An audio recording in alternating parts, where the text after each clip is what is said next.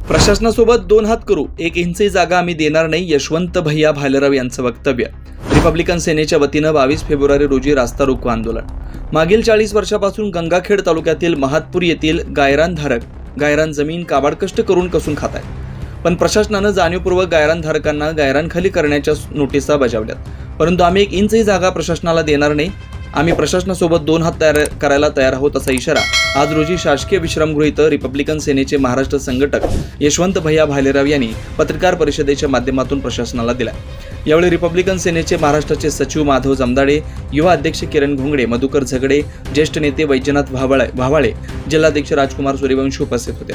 प्रसंगी महातपूर येथील गायरानधारकांच्या सोबत आहोत, वेळप्रसंगी छातीवर गोळी घेऊ अशी भावना मान्यवरांनी व्यक्त केली। तसेच दिनांक 22 फेब्रुवारी शनिवारी रोजी दुपारी 12 वाजता महातपुरी फाटा या ठिकाणी रिपब्लिकन सेनेच्या वतीनं रास्ता रोको आंदोलन करण्यात येणार आहे। या रास्ता रोको आंदोलनात सहभागी होण्याचं आवाहन यावेळी रिपब्लिकन सेनेच्या वतीनं करण्यात आलंय।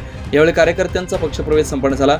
यावेळी छाया अमोल डबडे, संजय भाग्यवंत, मधुकर गायकवाड, बाळासाहेब घाटे, लघु सलगर, वामनराव राठोड, अनिल चव्हाण, मुंजाजी कांबळे, तुकाराम घोबाळे, उत्तम डबडे, हनुमान डबडे, प्रभाकर भालेराव, राजू साळवे, विलास ढोबळे, माधव ढवळे, दीपक ढवळे आदी उपस्थित होते।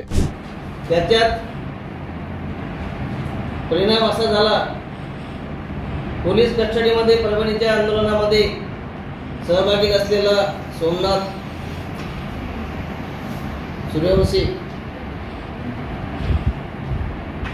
त्याला विनाकारण बेदम मारहाण करण्यात आली आणि त्याच्या कस्टडीमध्ये त्याची डेथ झाली। ते प्रकरण दाबून टाकून त्या प्रकरणाला वेगळं वळण लावण्याचं काम केलं। त्या आंदोलनामध्ये नेतृत्व करणारे आमचे रिपब्लिकन सेनेचे महाराष्ट्राचे उपाध्यक्ष विजयरावजी वाकोडे साहेब यांचा दुर्दैवी मृत्यू झालेला आहे। मागासवर्गीयाचे अधिकाराचं हनन चालू आहे। मागासवर्गीयाला जाणीवपूर्वक दाबून टाकण्याचं काम चालू आहे। या ठिकाणचं प्रशासन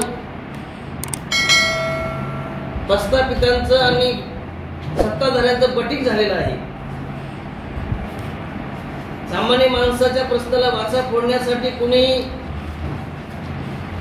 त्यांना मदत करत नाही किंवा त्यांची सत्य बाजू ऐकून घेत नाही आणि म्हणून त्याच्या विरोधामध्ये रिपब्लिकन सेनेचे राष्ट्रीय अध्यक्ष आनंदराजे आंबेडकर साहेब यांच्या आदेशानं यांच्यासोबत झालेल्या बैठकीमध्ये हा निर्णय घेण्यात आला की महाराष्ट्रामध्ये ज्या ज्या ठिकाणी अतिक्रमित गायरान आहेत, ज्या ज्या ठिकाणी अतिक्रमित वस्ती आहेत,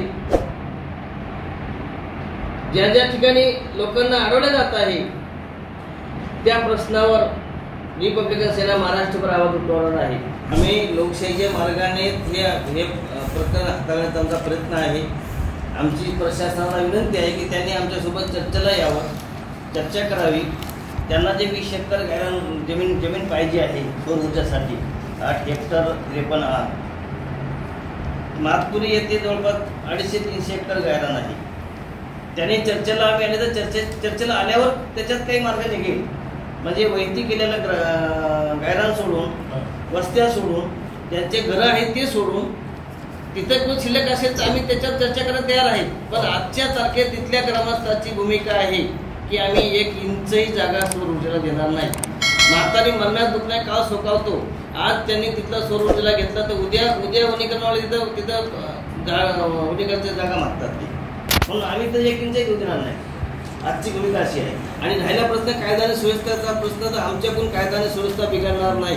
आम्ही लोकशाहीचे पाईक आहोत, आम्ही बाबासाहेबांची राज्यघटना मानणारे लोक आहोत। आम्ही लोकशाहीच्या मार्गात आमचं आंदोलन चालणार आहे। आम्ही कुठेही आंदोलनाला गालबोट लागणार नाही याची आम्ही काळजी घेणार आहोत। आणि प्रशासनाला जर ते घ्यायचं नसेल, उद्याचं नसेल, तर प्रशासनानं त्या प्रकारे ते प्रकल्प रद्द करावा। त्यांना जर वाटत असेल दुसरी परभणी ते घडू नये, त्यांना वाटत असेल कायदा सुव्यवस्था बिघडून जाईल, त्यांनी प्रोजेक्ट रद्द करावा। एक प्रोजेक्ट नाही मानला तर काय शासनावर फार मोठा बोजा पडणार नाही। देशामध्ये महाराष्ट्र राज्य सगळ्यात श्रीमंत राज्य आहे, सगळ्यात म्हणजे 1 नंबरचं राज्य आहे। त्यांनी एका गरिबाची रोजीरोटीचा प्रश्न आहे. तिथं कुणाचं घर बांधलंय का, लमण्याचं घर आहे का, बौद्धाचं घर आहे का, मुस्लिमाचं घर आहे का, वडराचं घर आहे. वडराचं पण आहे का तिथं? कोण आहे? तर ते या सगळ्यांची घर आहे तिथं. आम्ही 1 इंच तिथं एक ईट आम्ही घराची काढून देणार नाही. त्याच्यासाठी प्रशासन आम्हाला गोळ्या घातल्या ते चालतील,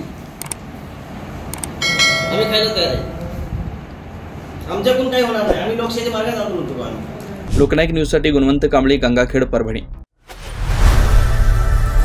लोकनायक न्यूज